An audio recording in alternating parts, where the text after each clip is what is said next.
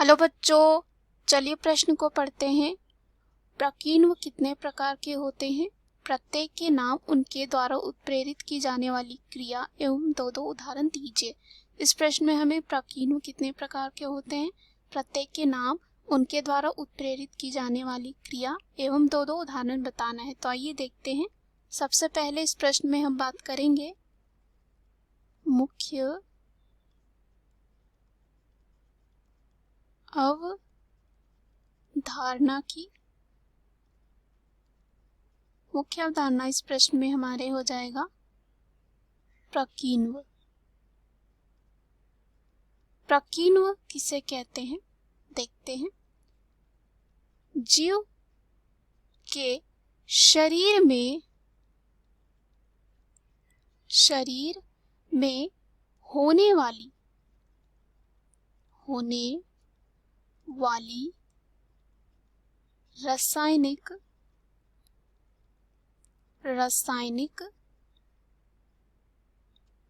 क्रियाओं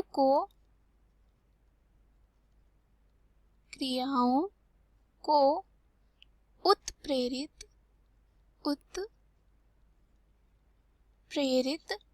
करने वाले उत्प्रेरकों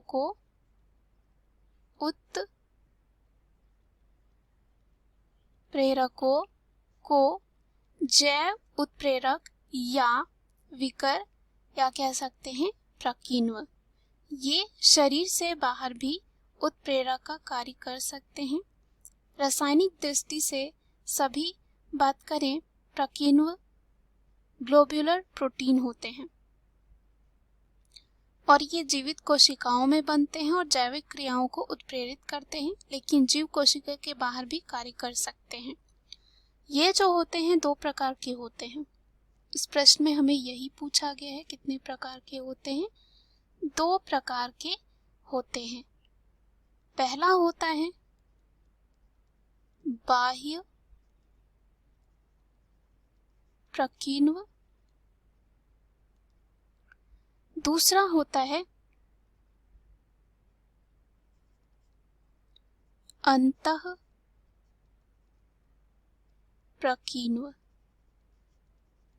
अब इस प्रश्न में हमें पूछा है प्रत्येक के नाम, तो बाह्य प्रकीर्णव और दूसरा हो जाएगा अंतः प्रकीर्णव। अब इनके द्वारा उत्प्रेरित की जाने वाली क्रिया को देखते हैं। जो बाह्य प्रकीर्णव होते हैं वे एंजाइम हैं जो कोशिका में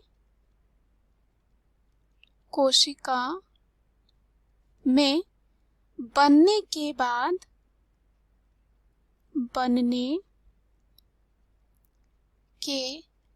बाद उसी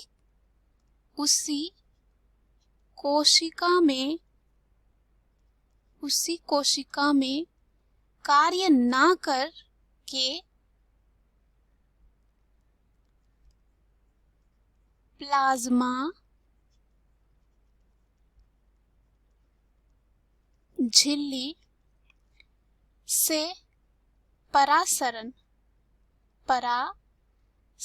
की क्रिया द्वारा बाहर आ जाते हैं और जनन कोशिका के बाहर ही उत्प्रेरण का कार्य करते हैं। उदाहरण के लिए यहाँ पे जो बाह्य प्रकीर्णव में होते हैं, एक हो गया पेप्सिन, दूसरा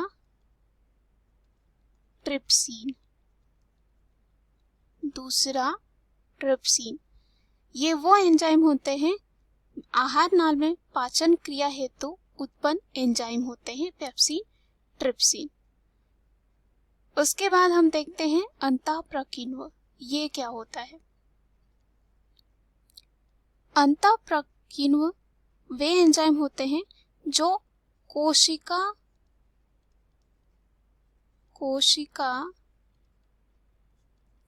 के अंदर रासायनिक क्रिया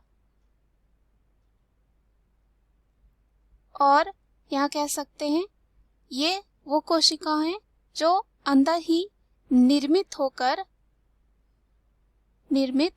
होकर कोशिका के अंदर रासायनिक कोशिका के अंदर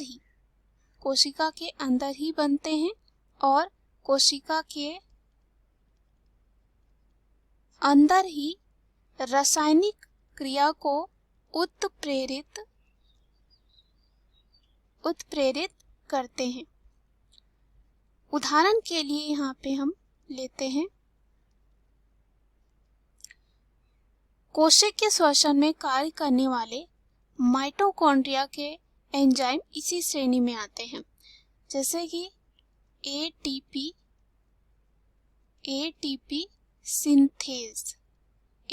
सिंथेज एक अंतःप्रकीर्णव है। दूसरा हम ले सकते हैं उदाहरण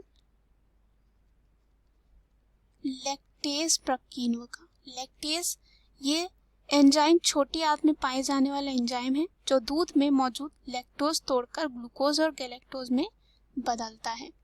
और एक है एटीपी सिंथेज जो एटीपी बनाने में मदद करता है।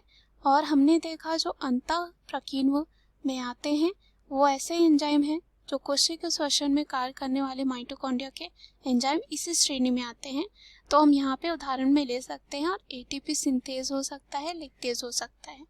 तो इस प्रश्न में हमें दो उदाहरण पूछा गया था, 2 प्रकार के जो एंजाइम है उसके। तो उदाहरण हमने बाह्य प्रकीर्णव में देखा पेप्सिन ट्रिप्सिन का, उसके बाद अंतःप्रकीर्णव में देखा एटीपी सिंथेज और लैक्टेज का।